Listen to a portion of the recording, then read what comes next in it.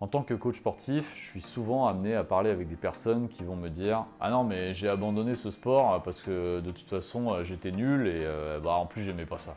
Vous avez remarqué qu'en général on justifie souvent un arrêt d'activité parce qu'on n'est pas très bon? On va voir déjà pourquoi c'est un petit souci et ensuite comment on peut y remédier.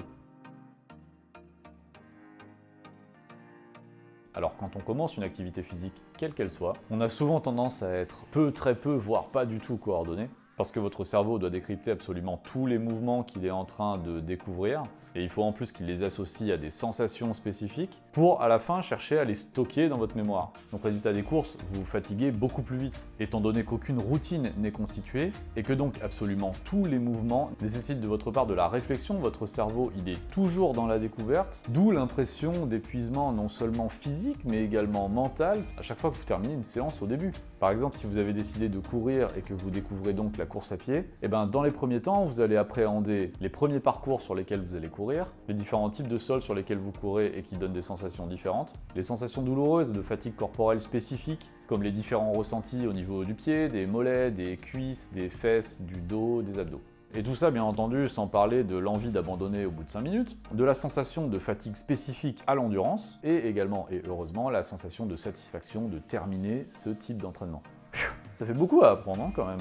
Et tout ça, toutes ces découvertes physiques et mentales, bien entendu, c'est au départ, du moins, une source d'épuisement supplémentaire pour vous. Il faut ajouter également à ça que quand vous découvrez une nouvelle activité, vous en apprenez également tous les codes. Parce que chaque activité, aussi différente soit-elle, a une manière à elle bien spécifique de se pratiquer, nécessite généralement un minimum d'équipement spécialisé. Si vous faites du foot, il va vous falloir des chaussures à crampons. Si vous faites de la boxe, il va vous falloir des gants de boxe et des protections. Et donc en plus de ces équipements spécifiques et de cette manière de se pratiquer, chaque activité va aussi avoir, et on l'oublie souvent, son propre vocabulaire. Si vous démarrez par exemple la course à pied et que vous vous mettez à lire des blogs de course à pied, on va par exemple beaucoup vous parler de VMA, de VO2 max, de course en mode fartlek. Si vous vous entraînez à la maison, il va vous falloir aussi maîtriser les noms des différents mouvements que vous allez chercher à pratiquer, mais également comprendre comment s'agence votre séance, quel nombre de répétitions sur tel mouvement spécifique vous allez faire et pendant combien de temps. Et donc tout ça fait qu'au départ, quand on entre au tout début dans une activité, ça peut tout simplement être décourageant. Donc toutes ces choses, au final, ça peut véritablement donner l'impression quand on démarre une activité qu'on est entre guillemets pas le bienvenu.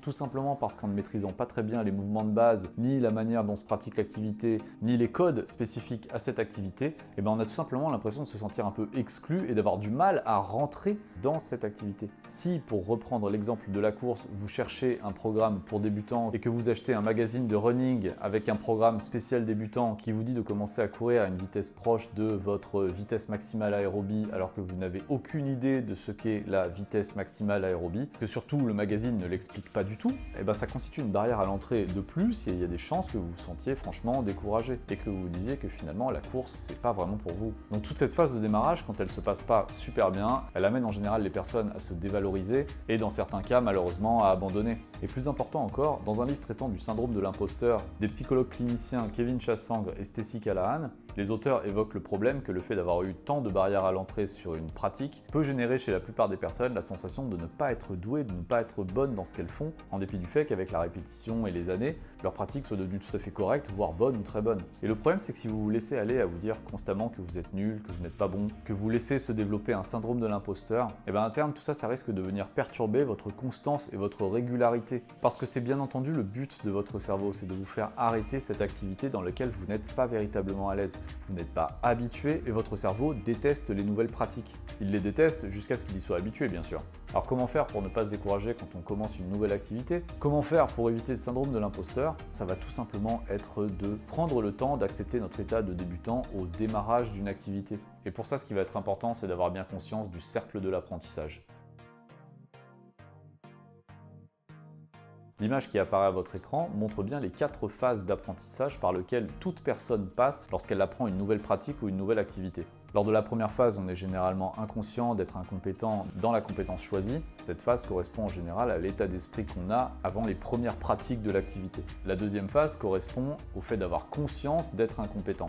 Et ça va donc être cette phase qui va être la plus difficile à passer, c'est bien la phase numéro 2, tout simplement parce que nous nous sommes pris le dur parpaing de la réalité en pleine figure et qu'on prend donc pleinement conscience de notre niveau et du chemin qui va nous rester à parcourir pour commencer à devenir bon dans la pratique qu'on est en train de faire. La troisième phase correspond à la compétence consciente. Là pour le coup ça devient un peu plus facile, même si elle demande encore pas mal de travail, tout simplement parce que arrivé à cette étape, on sait qu'on est bon dans le domaine qu'on exerce, par contre il faut toujours y penser, ce n'est pas quelque chose qu'on arrive à faire de manière inconsciente, et ça demande du coup de ne pas se relâcher. Et la quatrième phase, enfin c'est celle dont tout un chacun rêve d'atteindre, c'est le fait d'avoir tellement pratiqué et répété certains gestes, que ceux-ci sont maintenant réalisés de manière inconsciente, et qu'ils sont bien faits, voire très bien faits, mais qu'on ne s'en rend plus véritablement compte. Donc l'état de débutant, c'est un état qui est normal, et après avoir pris le temps d'accepter cet état de débutant qui va être difficile, ce que je conseillerais, c'est tout simplement de garder ce cercle de l'apprentissage en tête, de se rappeler où on en est et de chercher à viser la prochaine étape. Tout simplement parce que ça va vous aider à replacer les choses dans un contexte. Si vous savez où vous en êtes sur un certain plan, alors ce sera plus facile à accepter et ça sera plus facile d'aller chercher à viser un tout petit peu plus haut. Voilà, se rappeler du cercle de l'apprentissage, ça va tout simplement vous aider à relativiser où vous en êtes. Quel que soit le niveau que vous avez, c'est tout simplement normal. Et l'être humain étant ce qu'il est, c'est surtout la régularité et la constance qui vont jouer. Et donc si vous parvenez à conserver votre constance et votre régularité, vous finirez mécaniquement par vous améliorer, vous finirez mécaniquement aussi par le voir. Et une fois que vous verrez vos progrès, même un tout petit peu, ça deviendra de plus en plus facile. Et un dernier conseil que je pourrais vous donner, quelle que soit l'activité que vous pratiquez, c'est tout simplement en fin d'activité de vous concentrer sur les effets positifs de cette activité. Est-ce que vous sentez la sensation de bien-être quand vous avez terminé votre entraînement du soir chez vous ou quand vous avez terminé de courir? Ou est-ce que vous sentez que vous dormez tout simplement un peu mieux? Vous sentez peut-être un tout petit peu moins de stress, vous sentez peut-être un peu moins de fatigue, vous êtes peut-être un tout petit peu plus apaisé. Tout ça, c'est un ensemble de petites choses sur lesquelles je vous conseille véritablement de vous concentrer à chaque fois que vous terminez une séance. Même si vous avez eu l'impression de ne pas être bon sur la séance en question, vous concentrer sur au moins une chose positive que cette séance aura pu vous apporter, ça vous aidera tout simplement à maintenir votre constance et votre régularité, qui sont vraiment les deux mots que j'aimerais que vous gardiez en mémoire après cette vidéo. Voilà, merci d'être allé jusqu'au bout de cette vidéo. Si elle vous a plu, mettez-lui un petit pouce bleu. Dites-moi également dans les commentaires si vous avez commencé à pratiquer une nouvelle activité, où vous en êtes et comment vous vous sentez par rapport à cette nouvelle activité, ça m'intéresse énormément. N'hésitez pas également à vous abonner à la chaîne. Et si la mise en place d'habitudes durables vous intéresse, que ce soit pour pratiquer une activité de manière régulière, améliorer votre santé, perdre du poids, vous renforcer, tout simplement vous sentir mieux, j'ai créé une formation vidéo gratuite de 7 jours dans laquelle je vous montre comment mettre en place des habitudes durables et qui peuvent durer toute une vie. Le lien se trouve dans la description de la vidéo et moi il me reste qu'à vous dire à bientôt.